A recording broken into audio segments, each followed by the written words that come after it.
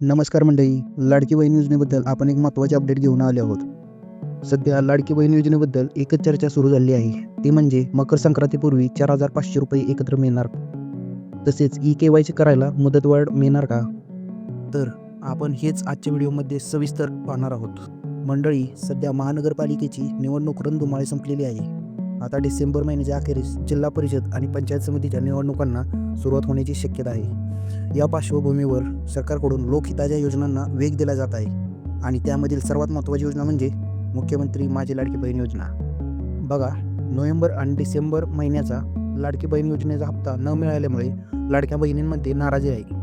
परंतु आता लाडक्या बहिणींना खुश करणारी सर्वात महत्त्वाची बातमी म्हणजे नोव्हेंबर महिन्याचा हप्ता पुढील आठवड्यात जमा होण्याची शक्यता आहे.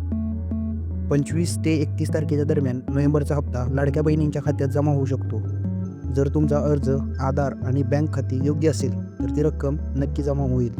तसेच डिसेंबर अखेरीस जिल्हा परिषद आणि पंचायत समितीच्या निवडणुकांना लक्षात घेऊन आचारसंहिता लागू होण्याच्या आधीच डिसेंबर महिन्याचा व जानेवारी महिन्याचा या 2 महिन्यांचे लाडकी बहीण योजनेचे हप्ते सरकारकडून मकर संक्रांतीपूर्वी एकत्र देण्याचे नियोजन सुरू आहे. यामुळे सणासुदीच्या काळात लाडक्या बहिणींना मोठा आर्थिक आधार मिळणार आहे. आता सर्वात मोठा प्रश्न म्हणजे KYCला मुदतवाढ मिळणार का? तर पहा, निवडणुकीच्या पार्श्वभूमीवर KYCसाठी आणखी 1 महिन्याची मुदतवाढ मिळण्याची शक्यता आहे.